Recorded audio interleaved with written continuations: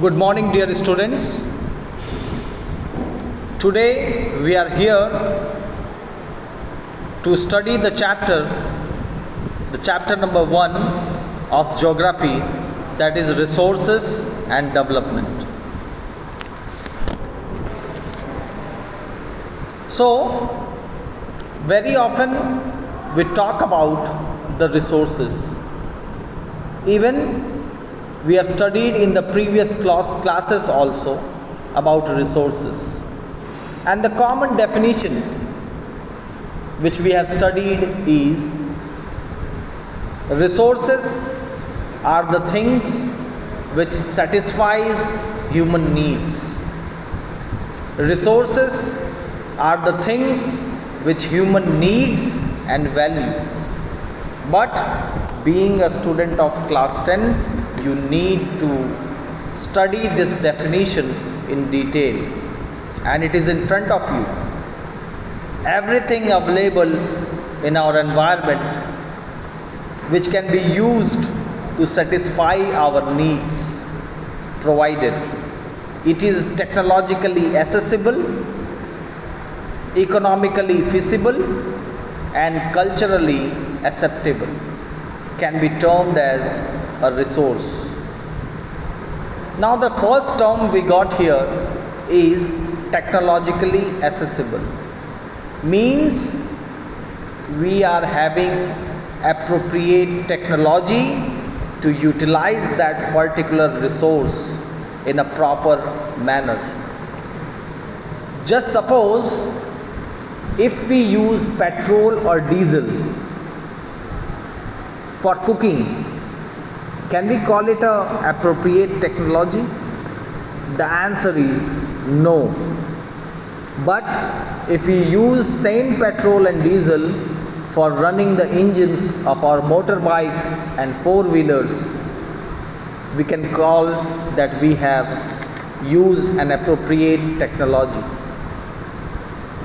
Means we are having the proper appropriate technology to assess those resources. Now economically feasible means human beings are able to purchase it. Means it is within the reach of human beings. That is economically feasible. For example, if petrol would cost rupees 2000 per liter, then we cannot call it economically feasible. And third one is culturally acceptable. Means it should be acceptable to the society, can be termed as a resource. Now, moving towards the next slide.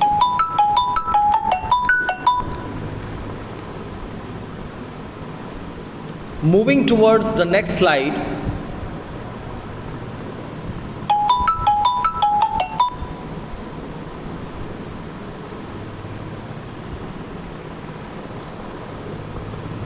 Moving towards the next slide.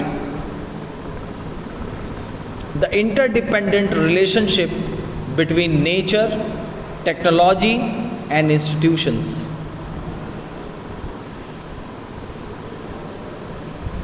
Here we will see that how three things, nature, technology, and institutions, are interrelated with each other.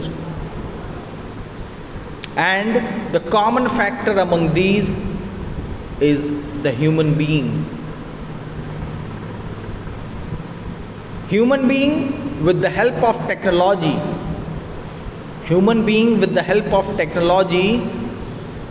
finds out the resources present in the environment and develops institutions for further economic development.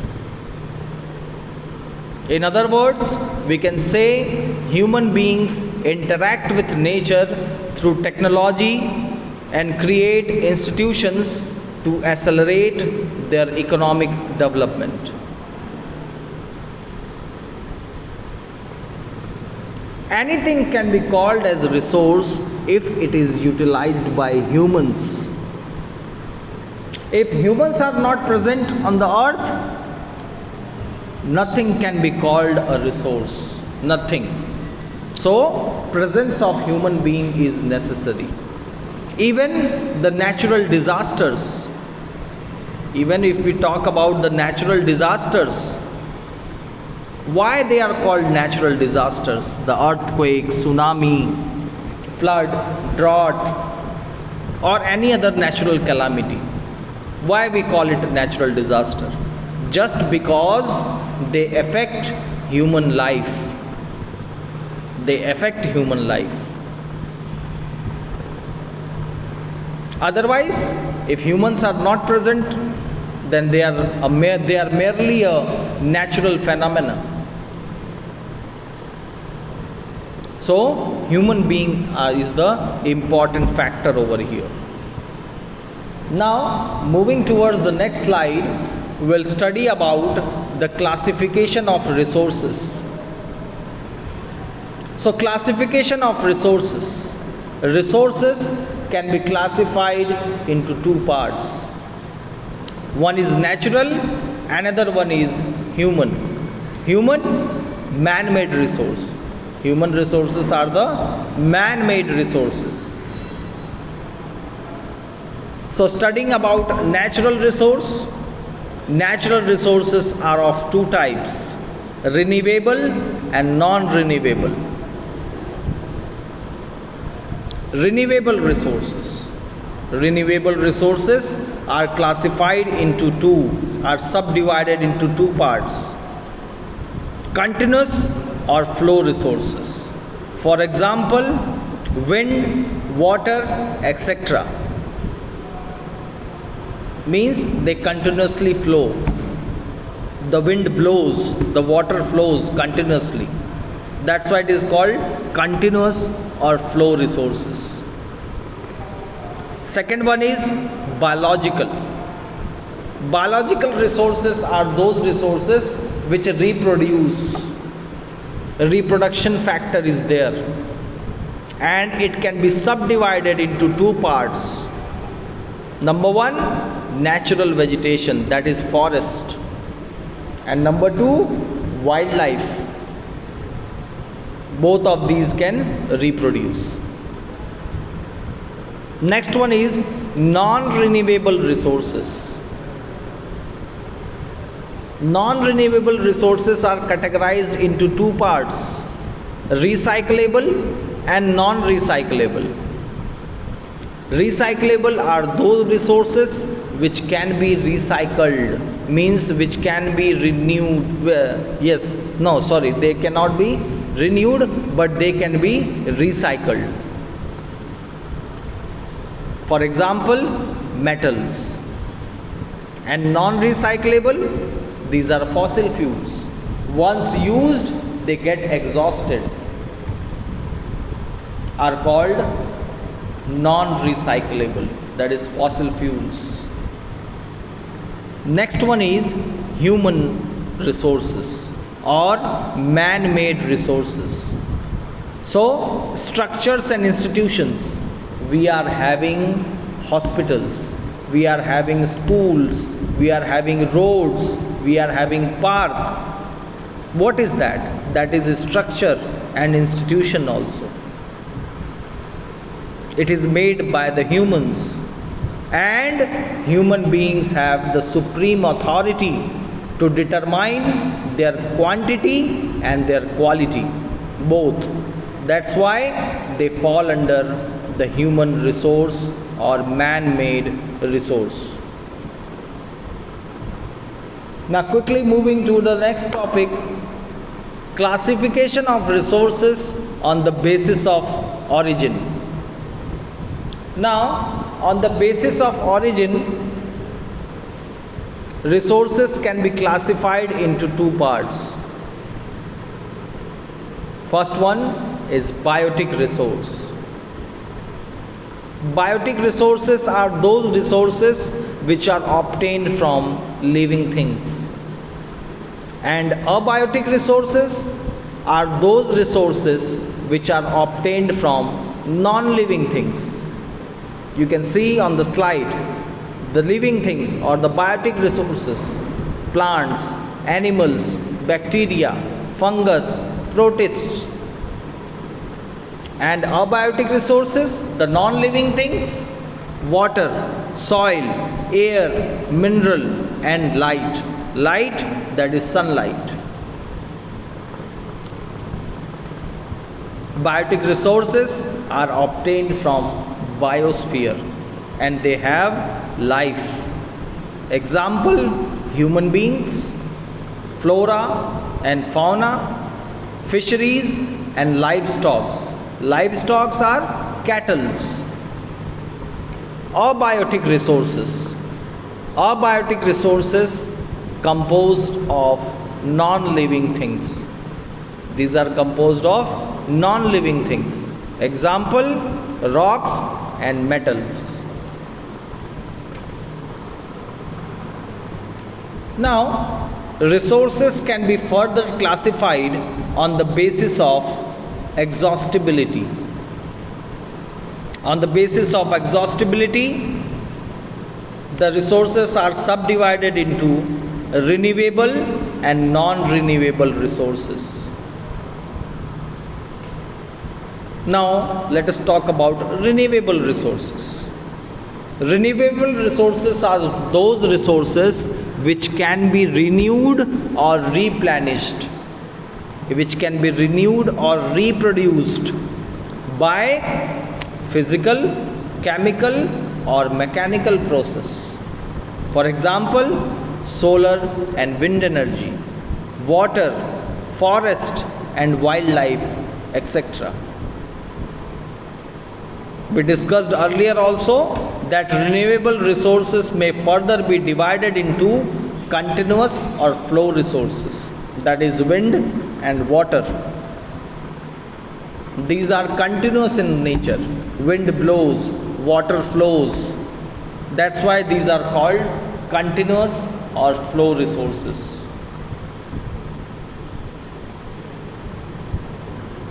Now let us talk about non-renewable resources.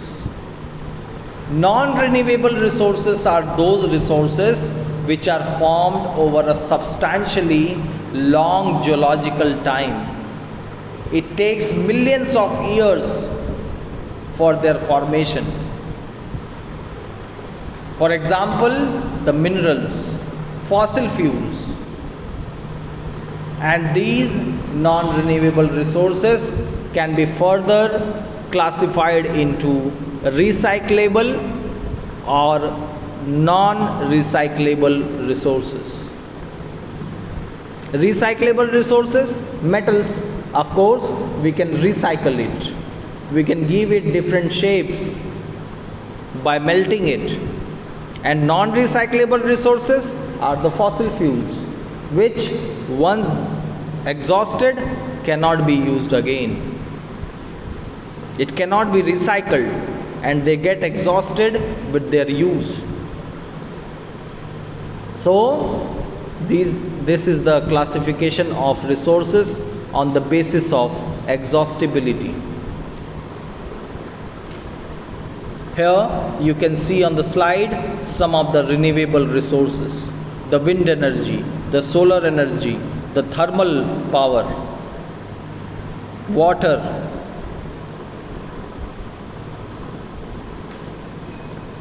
Moving towards the next topic,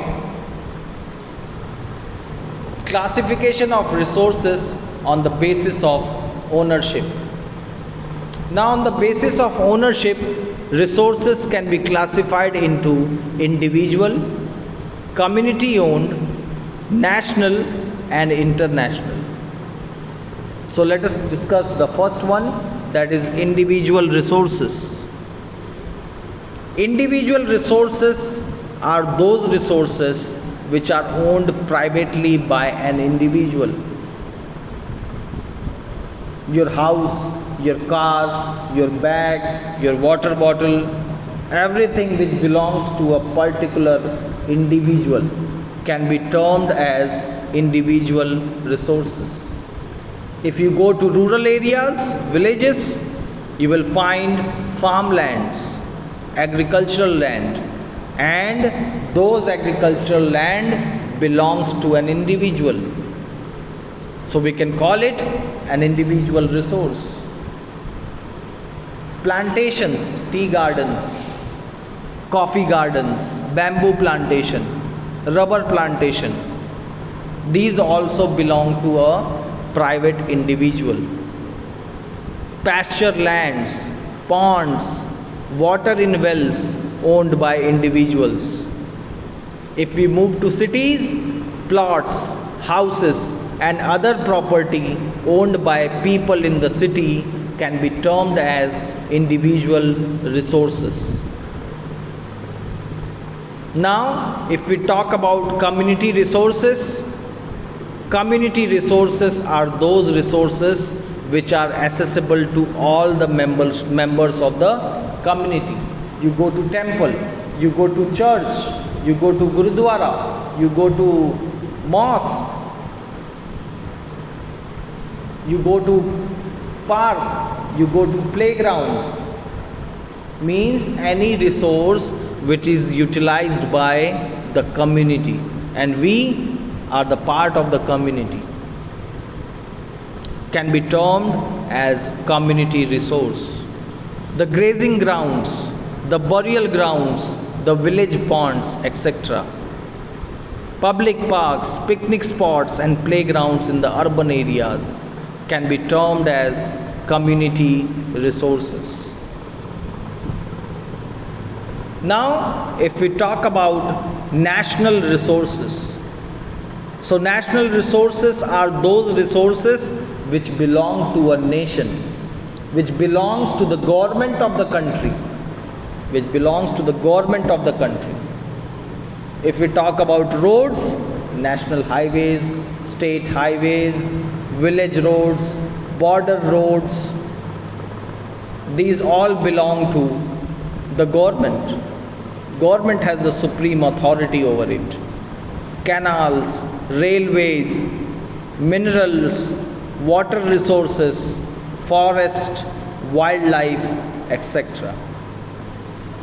Here, if we talk about water resources, means we are talking about rivers, we are talking about lakes. Here, the government has the supreme authority to utilize those resources. Land within the political boundaries, and of course, territorial water. Now, what is territorial water? From the coastline towards the sea, the area up to 12 nautical miles, that is 22.2 kilometers. Here it is written 19.2, but actually appropriate answer is 22.2 kilometers from the coast. And whatever resource is found over here, it is utilized by the government of the country, and this is what you call is territorial water. This is what you call is territorial water.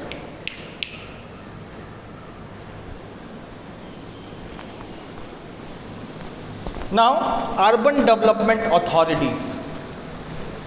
Now, which urban development authorities? You might have seen in your city that highways are being built, roads are being widened, and to widen those roads, government acquire the private properties. Government, they have authority to acquire private properties. You have seen in your city also. So we can say that urban development authorities get empowered by the government to acquire land for infrastructure, for developing infrastructure. So we can call it a national resource. Now, the next one is international resources. Now, international resources are those resources which are regulated by certain international institutions. One of the international institution is UNO, United Nations Organization.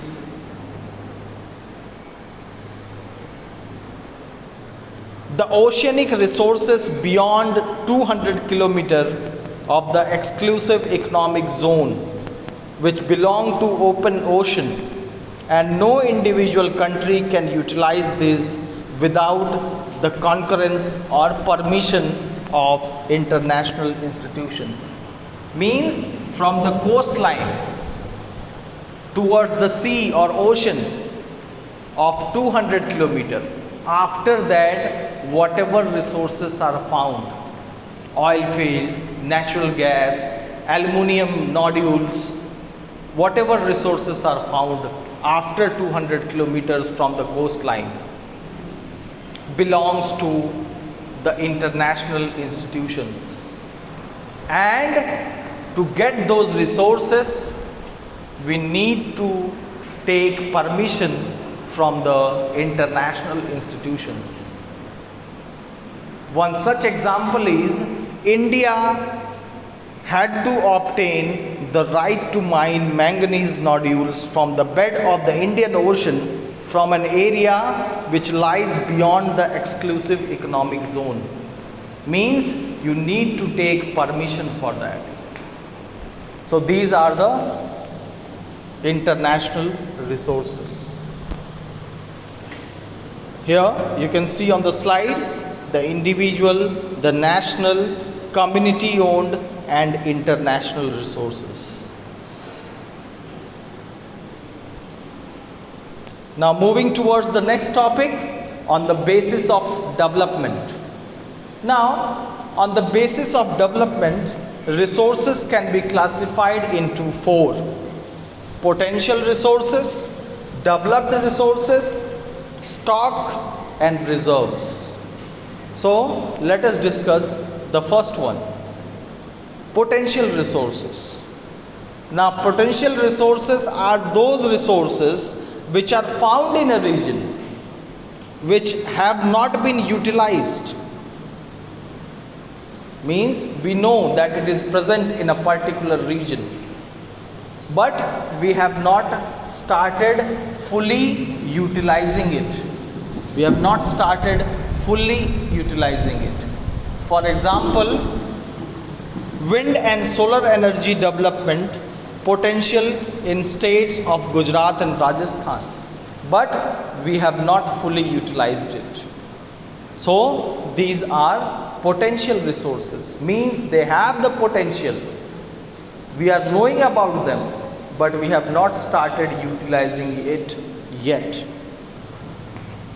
Number second is developed resources. Now developed resources are the resources that have been surveyed and determined for utilization both qualitatively and quantitatively.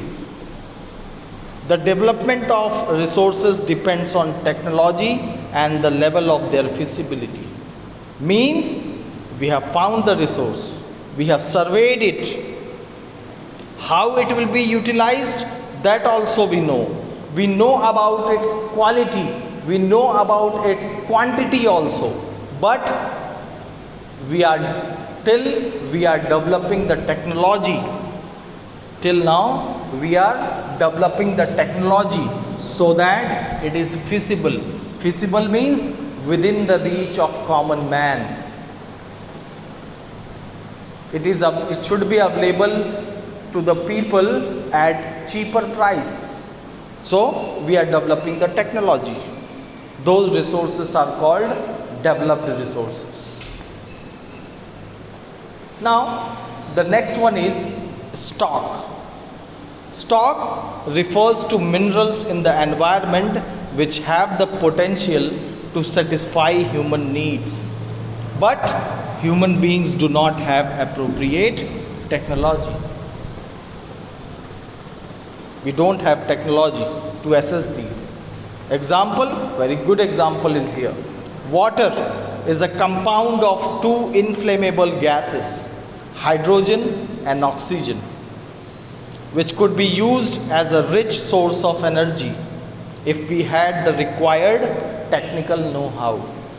Hence, it can be considered as stock. Means water is present. We know that its formation is of H2O. But can we prepare water in the chemistry lab? No. Why? Because we are not having the technology. We are not having technical know-how. So it can be called as stock. The next one is reserves. Reserves are the subset of the stocks which are yet to be put into use with the help of technical know-how. These can be used for meeting future requirements. As the name suggests, reserves means we are knowing the resources, we have surveyed it, we are having the technology, we are knowing the quality, we are knowing the quantity, but we have kept it for the use of future generation.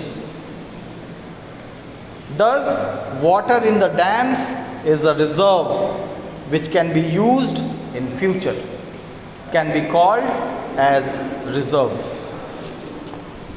So that's all for today. I hope that you learned something good in this chapter.